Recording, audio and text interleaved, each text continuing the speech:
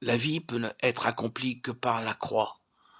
Je voudrais rajouter un mot pour parler du contraste entre le serviteur d'Élisée, Géhazi, et les fils des prophètes. Géhazi est un triste personnage. Vous vous rappelez des divers incidents lors de son association avec ce grand homme de Dieu qu'était Élisée. Géhazi représente l'association du professionnel avec le témoignage. Souvenez-vous quand le fils de la veuve mourut et qu'elle alla auprès du prophète et que le prophète dit à Géhazi, « Saint terrain, prends mon bâton dans ta main et pars. Si tu rencontres quelqu'un, ne le salue pas. Si quelqu'un te salue, ne lui réponds pas. Tu mettras mon bâton sur le visage de l'enfant. » 2 Rois 4, 29. La femme vit qui était ce Géhazi, car habituellement les femmes voient les gens de cette espèce. Elle ne mit pas toute sa confiance en lui. Elle s'attendait au prophète, mais Géhazi est arrivé avec le bâton du prophète, avec un air très important. Je pense très professionnel. Lui, le serviteur du grand prophète. Il est entré et s'est dirigé vers la pièce où le garçon se trouvait. Il a mis le bâton sur le garçon et s'attendait à voir quelque chose se passer. Cependant, rien ne s'est produit. Sans nul doute, Géhazi a dû mettre en œuvre la méthode préconisée pour que la chose se fasse. Peut-être que le bâton n'est pas dans la bonne position, a-t-il dû se dire. Il a donc essayé une nouvelle fois, mais rien n'est arrivé. Pour finir, il a dû admettre son incapacité et repartir en confessant son échec. Les fils des prophètes, par contre, ont également été confrontés à des situations difficiles où l'intervention de Dieu était nécessaire, mais ils ont vu les choses se réaliser. Où est donc la différence avec ce Géhazi? Quelle en est l'explication? Je pense que nous la trouvons dans ceci. Vous vous rappelez que quand le Seigneur redescendit de la montagne de la transfiguration, il a trouvé certains de ses disciples avec un pauvre père qui leur avait amené son fils pour qu'il soit guéri. Et le père a dit au Seigneur, « Je l'ai amené à tes disciples et ils n'ont pas pu le guérir. » Matthieu 17, 16. Ensuite, les disciples ont demandé au Seigneur, « Pourquoi n'avons-nous pas pu le mettre dehors ?» en parlant du démon. Bien, vous vous rappelez comment Géhazi a fini. Il avait vu le miracle dont Naaman avait été l'objet. Celui-ci, se voyant guéri de sa lèpre, a voulu faire un présent au prophète, et le prophète l'a refusé. Mais Géhazi était gouverné par des intérêts personnels. Et il est allé auprès de Naaman, et en inventant une histoire, il a obtenu le présent.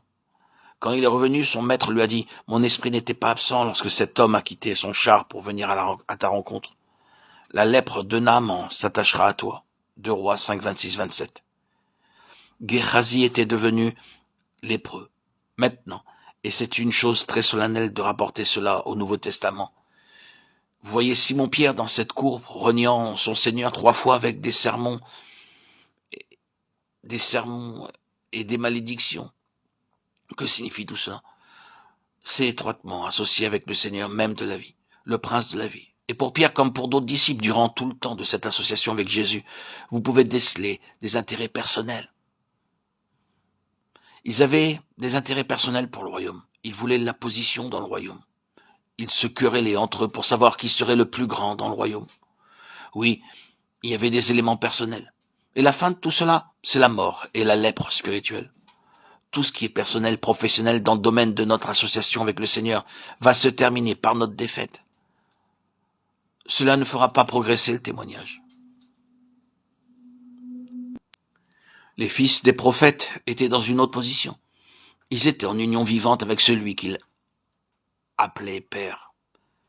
Il n'y a rien en eux qui soit de l'intérêt personnel. Quoi que vous puissiez dire à leur sujet malgré leurs défauts, leurs faiblesses et leurs échecs, vous devez reconnaître que ces hommes sont réellement en esprit d'un même cœur avec leur maître. Et reconnaissez que pour eux, tout dépendait de ce maître. Est-ce qu'il y a du poison dans le pot? Bien, lui seul peut résoudre la situation. S'agit-il de cette foule affamée, de gens ayant besoin de nourriture alors qu'il n'y a rien pour eux? Lui seul peut le faire. Il les alimentera.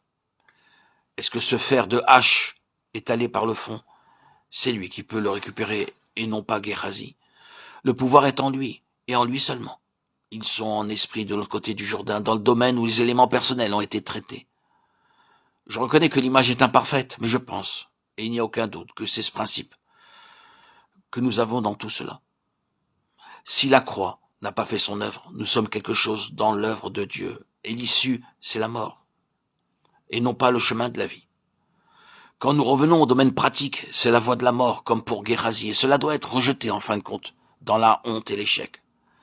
Quand la croix a été bien plantée dans cette vie propre, ce n'est plus moi, mais Christ. C'est la voie de la vie. Nous pouvons entrer dans des situations très difficiles, qui peuvent être considérées comme la mort, mais non point à la mort, mais pour la gloire de Dieu, afin que le Fils de Dieu soit glorifié.